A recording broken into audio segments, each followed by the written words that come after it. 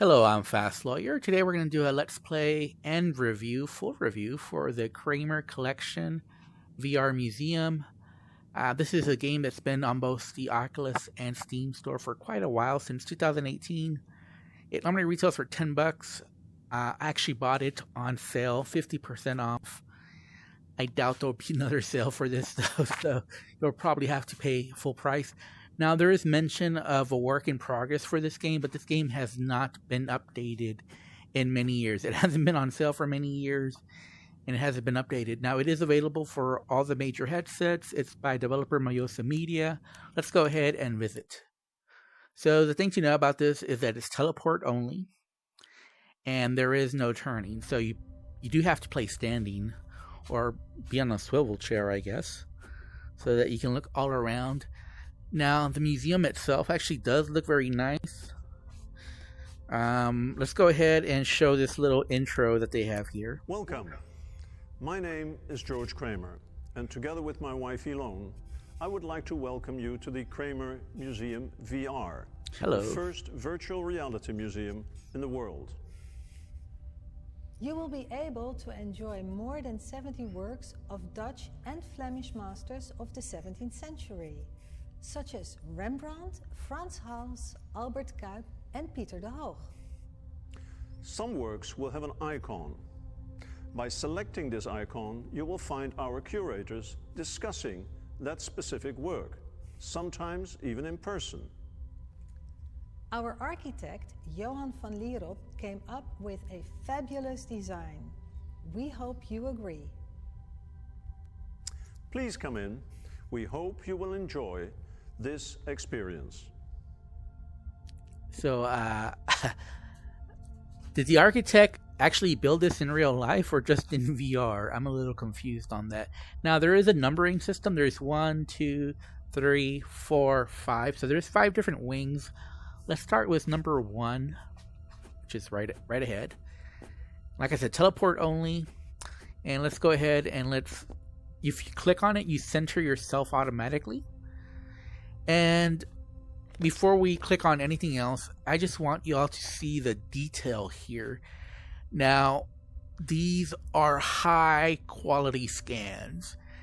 Now, there's a lot of paintings in VR, but scans like this, we don't see every day. These are among the highest quality VR scans I have seen of paintings. And the cool thing is you can get really up close and you can see all the textures there. You could almost see the brush strokes. Honestly, I'm not sure I could tell the difference between this and real life. That's how good these scans are. And like I said, you can get super close. That's probably too close there. But you see that it doesn't get blurry. It doesn't. These are high quality scans. They look very lifelike. They have the perfect lighting. So if I don't know anything about this painting, so I obviously it looks religious. I would imagine that's maybe Jesus at the cross. Maybe. Let's go ahead and click. Sorry. One thing I don't like is these navigations. Okay, there we go. So this is by Jan Levens, Christ at the Column. Okay. Obviously, Jesus Christ would have been Middle Eastern, so, okay, whatever. Nobody knows what he looks like, so. Okay, so let's go ahead and hear also. Jan Levens was described in 1641 by the Leiden city chronicler Jan Oorlers as a child prodigy. This gripping, life-size image of Christ at the Column is one of his earliest works and a powerful demonstration of his precocious talents. In the years 1624 to 1631, when they were still teenagers, Levens and Rembrandt were close friends and possibly even shared a studio. They competed with one another in their striving for stylistic and technical innovation. Levens painted this Christ at the Column around 1625 to 1627. This and similarly bold and deftly painted works by Levens, served as a model for the less experienced Rembrandt. Okay, pretty interesting. And you can also see the scale of some of these paintings, like these little mini paintings, which are pretty cool. Self-portrait, 12.4 by 8.3 centimeters. So I don't know how you paint something like this. Is that so small? You must need really small brushes to do this. The amount of detail here for such a small painting is quite exquisite. I don't think we need to hear every single one, but let's just keep. Now this is what is this? Wood. See, copper plate. Wow. Oh yeah, you can tell. When you're closer, you can tell that it's not wood, that it is copper. Wow. Okay. Another copper plate. But this seems like it was done in a different style. Like that one looks like it might have been etched. And this one.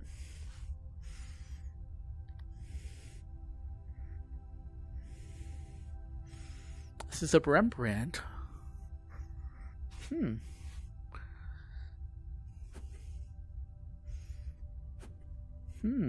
Interesting. Okay, let's see what's over here. Oh, Jan Lievens again. Okay. Oh, and David Teniers. Oh, so it's collaboration. Okay.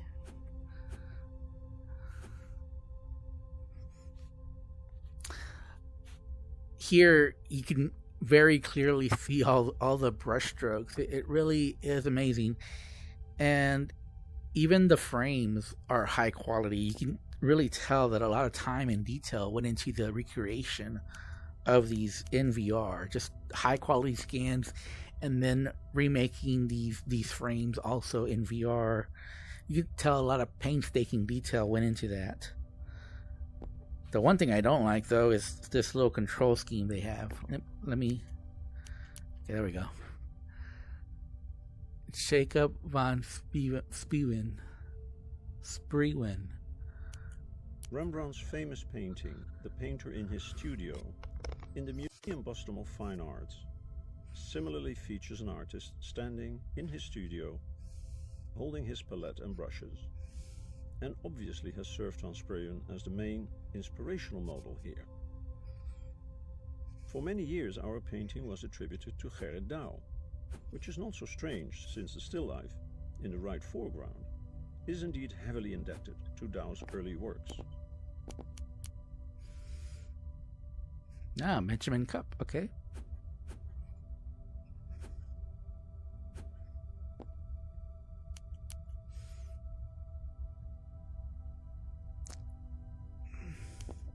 Acts 8:26-40 tells the story of the Apostle Philip and his encounter with an African eunuch on the road from Jerusalem to Gaza. The eunuch, supervisor of the treasury of the Queen of Ethiopia, returns from a visit to the Holy City and is engrossed in reading the prophet Jesaja. Philip explains the scriptures, convincing the eunuch that Jesus is indeed the Son of God. The latter then asks to be baptized, a request the apostle fulfills. Rembrandt depicted this subject a few times. The most famous example is the painting now in the Museum Catharijneconvent in Utrecht, which he produced in 1626. And you could even see some of the imperfections that are in the painting themselves.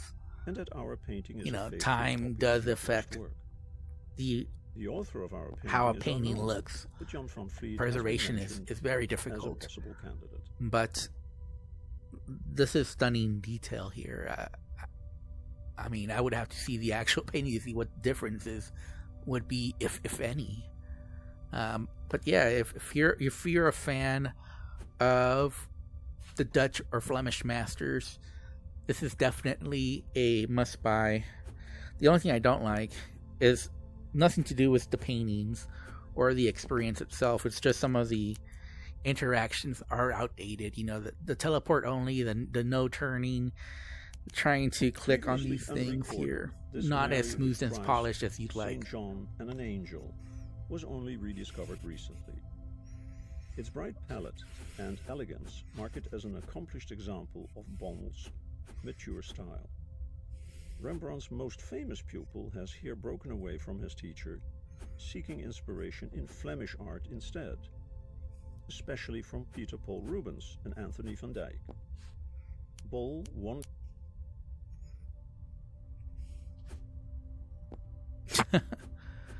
Yeah, so, this is I've seen this one so many times before. Let's center ourselves. I've seen this painting so many times. I never knew who did it. But obviously you can tell by the style that it's a Dutch master, but I had no idea who Gerrit van Honthorst.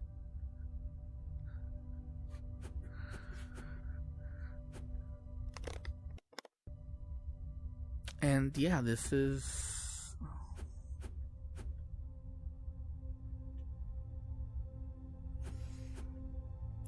If you're a fan of art, if you're a fan of Dutch masters, this is a must-buy.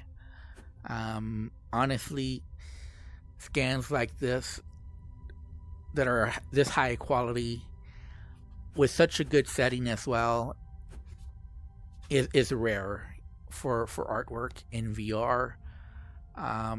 There's a nice, musical soundtrack as well. The whole thing, it's a great presentation for this artwork. The negatives, though, are, again, teleport only. The interactions aren't as smooth and polished as we would like. You get used to it eventually, and you see I'm getting used to it. At first, I was very confused or not hitting these markers very well, but after a while, you get used to it, and you do see, okay, if I do it like this pretty consistently, I'll be able to get the information I want, play the audio tidbits I want. There's also good information on these paintings, the story behind the painting. So this is all a very good presentation, and I'm not going to I usually don't give works of art ratings because, how do you rate art, especially these classics? But I will present, like I said, the positives and the negatives. The positives is these are really high quality scans of artwork. It has nice information, both visually with the text and the narrator with the audio tidbit as well to go along with the text. And the presentation, there's good lighting. There's a really nice looking museum. Not realistic because obviously there's nothing like this in the real world, but still, it's a good presentation. But again, the stuff that brings it down, obviously the developer not updating this anymore, not working on it anymore, teleport only, no turning, and kind of a little clunky to navigate the menus. But I do recommend this, actually, for anyone. Even if you don't normally like art, I think this is something that might get you into art. And these are pretty special. I think I messed up again. These are pretty special. When Christ was arrested in the Garden of Gethsemane and taken along, so I do recommend it. I'm not going to score it, but outside in the courtyard. Like I said, I bought it on sale, 50% off, but I think it's worth the $10. What you're getting... Let me stop it here. But Peter flatly denied he was one. Okay. What you're getting here is a high quality experience. And, if you appreciate art, I think it's well worth spending the $10. This is the next best thing other than actually going to the museum in the Netherlands and seeing some of the works of these Dutch masters, or wherever else copies of these Dutch masters are. I would imagine New York, Paris, maybe as well. But yeah, Other than that, though, if you're not going to those locations, this would be the next best thing, and I highly recommend it. Anyways, I'm Fast Lawyer. This has been my review Let's Play for the Kremer Collection VR Museum. I highly recommend it. I think it's really good. It's really amazing, especially once you see it in VR. See how high quality these scans are and how good and lifelike they look. It really is worth it. Anyways, I'm Fast Lawyer. I hope you enjoyed this video. If you did, don't forget to like, comment, and subscribe. And as always, have a wonderful day. Goodbye.